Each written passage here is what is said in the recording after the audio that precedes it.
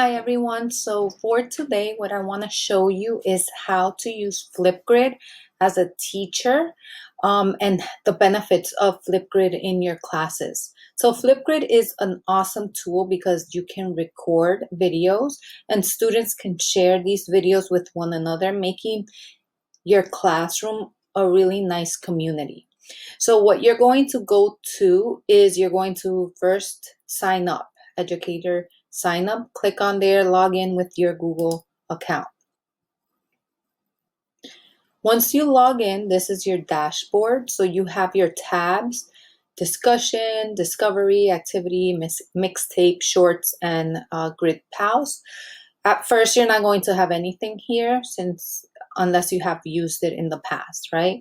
So I'm going to go through each tab first, and then we'll create a quick FlipGrid. So discussion is where everything is going to happen. This is where you're going to post the topic, the questions, whatever type of question you want, and so forth. And you separate it by groups, okay, or units if you want to think of it like that, or periods.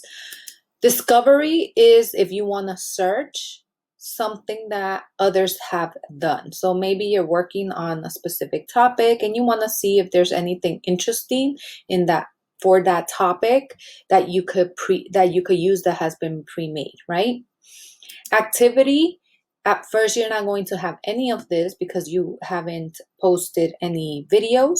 This is pretty much like your rewards for you doing FlipGrid.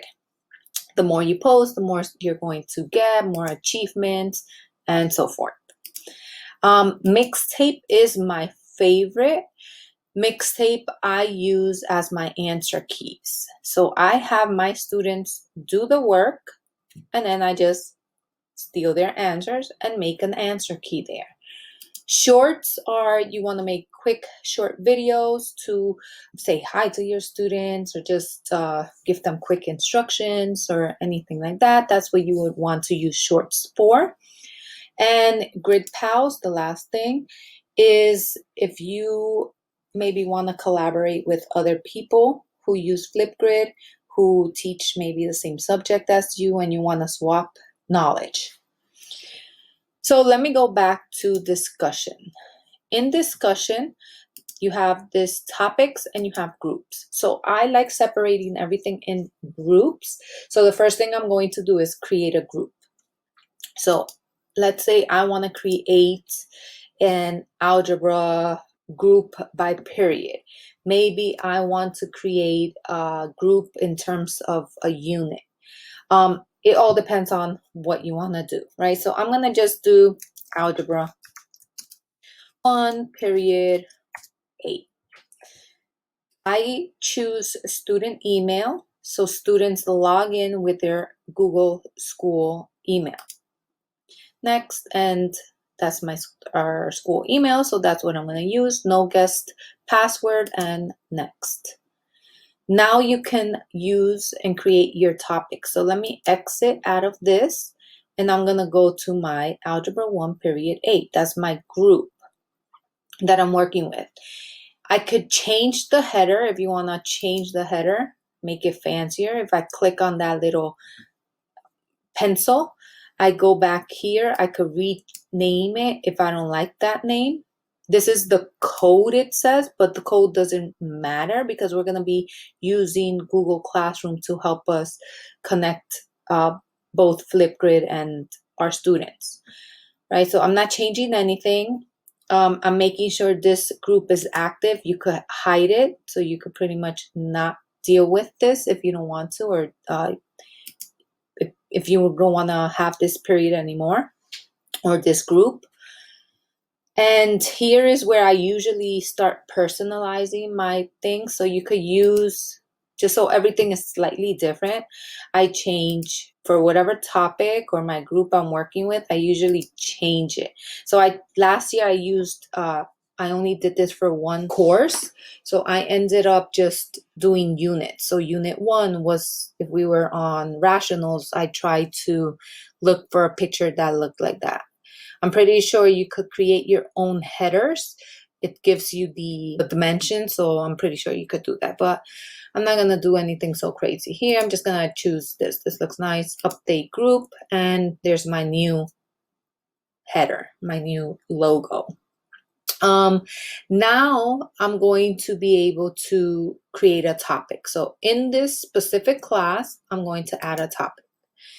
And I'm going to do it, let's say, I'm just doing the lesson of the day. So I'm going to say lesson 1-1. I'm going to give them a question that I want them to answer. So maybe in this lesson, I'm talking about algebraic equations and expressions. So I may want them to answer or tell me in their own words, tell me the difference between an algebraic expression and an algebraic equation. Recording time. So here's where I have to think of how long I want them to explain, right? Do I want them to do it very quickly, or do I want them to be very thorough? So this roughly seems like it should take them a 2-minute explanation. I don't think it's going to be any more. Video moderation.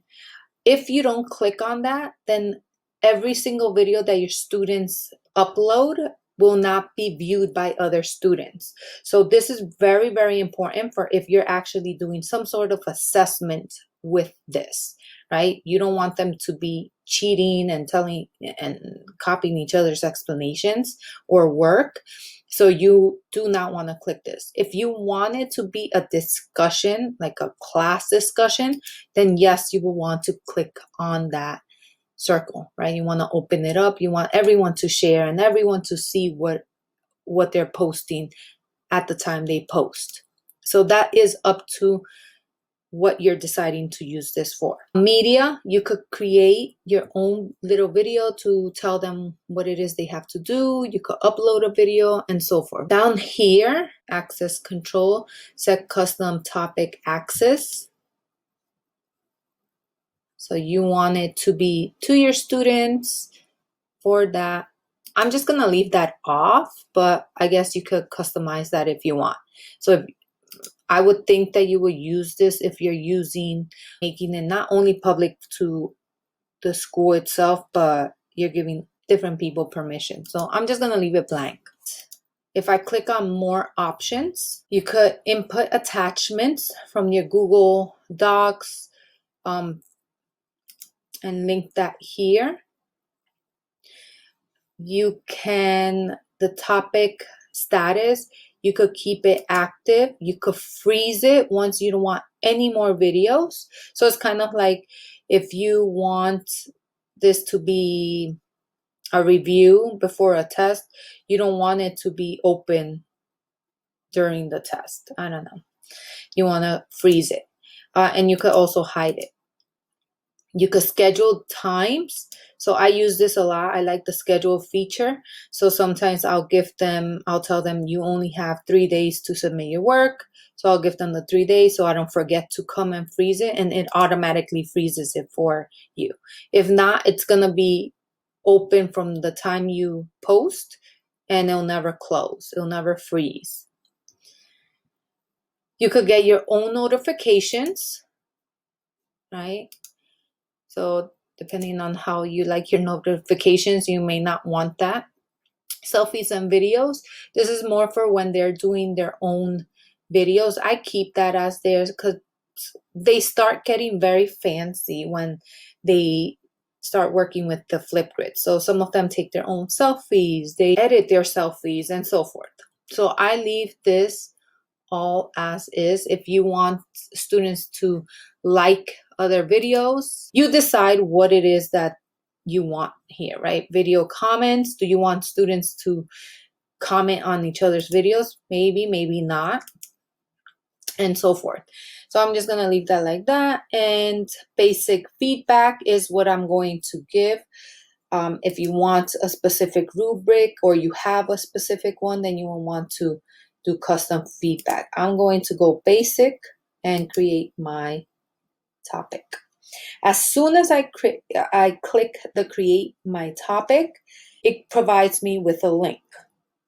So here's ways you could share this FlipGrid to your students. It gives you a link. You could copy that. You could go to wherever you want to post your link and add it there. You could have a QR code. So if you maybe are working with slides or something like that, you want to use that QR code, you can. I pretty much just embed it in Google Classroom. So I'm going to click on there and I'm going to choose my class. I'm going to determine this is an assignment. You could choose whatever you like, title it, and so forth, right? So this is lesson 1-1, FlipGrid. Click on the link.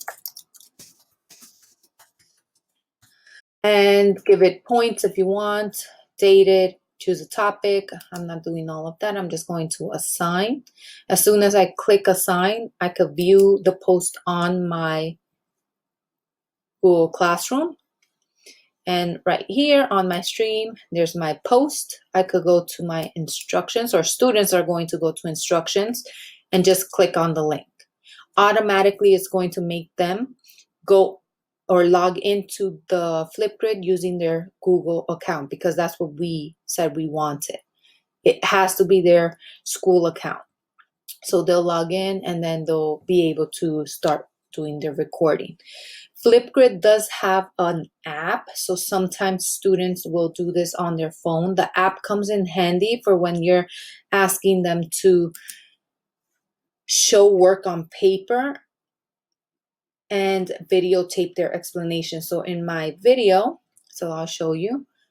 Let me go to my activity. Let me go to my discussion. Let me go to an example, right? So here is on September 5th, I did this Unit 1 review.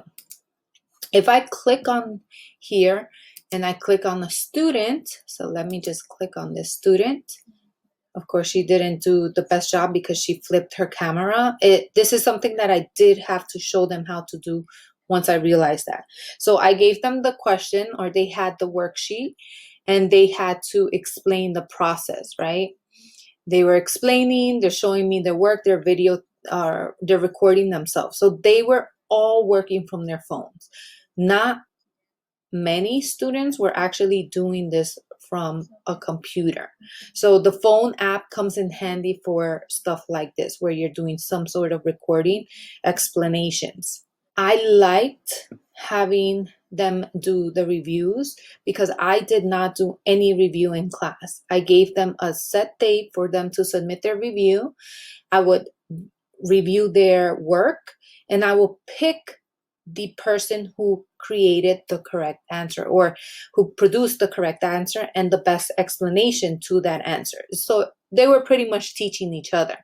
If I go back to mixtapes in the top, and that's why I said that's my favorite, I created my own answer key. So here I have each of the students that I picked with their correct answer. I obviously picked the students whose layout was pretty good. I put it in order so my students have this easy to see. And once you start creating your mixtape, and the way you do that is by going to one of your assignments as the students are giving the correct answer. I had to do my own answer for this one because nobody got this one right. You go to actions. So if I like this video and I'm like, wow, this is the really good explanation, I go to actions, add to mixtape, and automatically it'll be post on mixtape. It'll start getting posted on here. So once I have all the correct answers, that's when I start to share. When you share it, again, it'll give you a link, or you could just post it onto Google Classroom. So let me see if I could show you this.